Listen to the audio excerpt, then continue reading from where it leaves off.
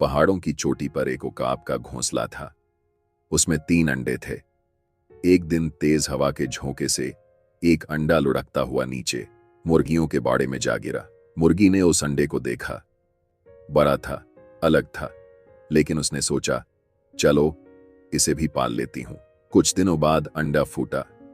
बाहर निकला एक नन्हा उकाब का बच्चा, लेकिन वो खुद को मुर्गी का बच्चा समझता था। मुर्गियों के बीच उकाब बड़ा होने लगा। वो मुर्गियों के साथ खेलता, उन्हीं की तरह दाना चुगता और जमीन पर खरोंच मारता।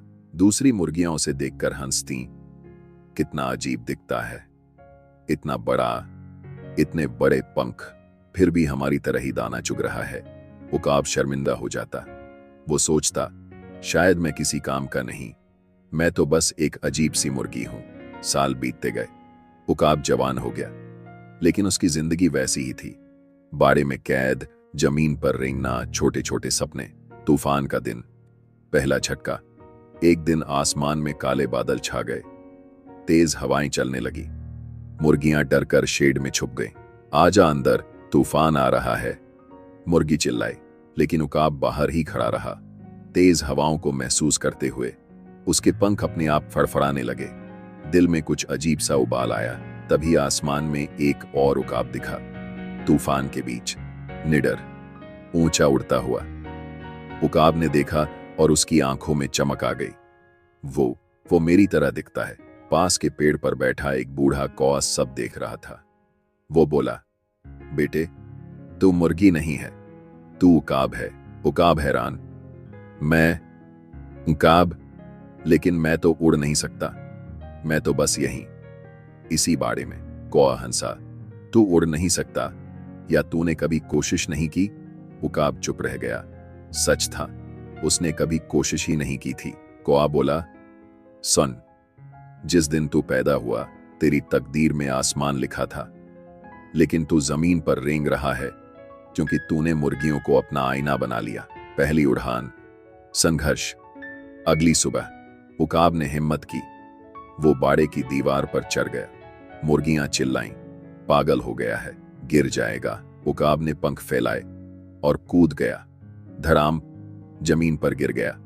मुर्गियां हंसी, देखा, हमने कहा था ना। लेकिन उकाब ने हार नहीं मानी। फिर चढ़ा, फिर कूदा, फिर गिरा। दूसरा दिन, तीसरा दिन, चौथा दिन। पंख टूटे, शरीर घायल हुआ, लेकिन हिम्मत नहीं टूटी। सफलता का पल। 7वें दिन, जब उकाब ने फिर से पंख फैलाए, कुछ अलग हुआ। हवा ने उसे उठाया। पंख खुद फड़फड़ाने लगे और वो उड़ने लगा। पहले धीरे धीरे, फिर तेज और तेज, ऊपर और ऊपर। मुर्गियां नीचे देखती रह गईं। उकाब चिल्लाया, मैं उड़ रहा हूं, मैं सच में उड़ रहा हूं। असली परीक्षा, तूफान से लड़ना। कुछ हफ्तों बाद फिर तूफान आया।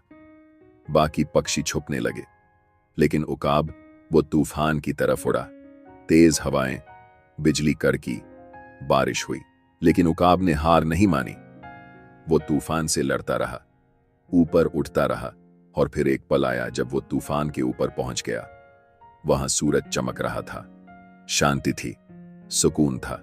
उकाब ने नीचे देखा, तूफान उसके नीचे था, वो उसके ऊपर था। उसे समझ आ गया, जो तूफान से भागता है वो हमेशा डरता रहता है, जो तूफान से लड़ता है वो तूफान के ऊपर उठ जाता है। वापसी, सबक सिखाना।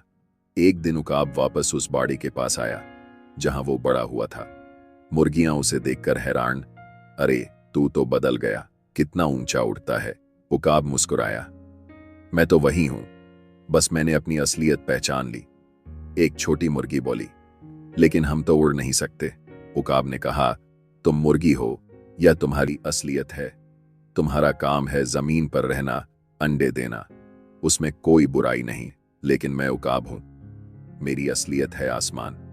अगर मैं तुम्हारी तरह बनने की कोशिश करता रहता तो मैं कभी खुश नहीं होता। आखिरी सबक, बूढ़े कौवे से मुलाकात। उड़ते उड़ते उकाब फिर से उस बूढ़े कौवे से मिला। धन्यवाद काका, आपने मुझे मेरी असलियत बताई। कौवा मुस्कुराया, मैंने तो बस याद दिलाया।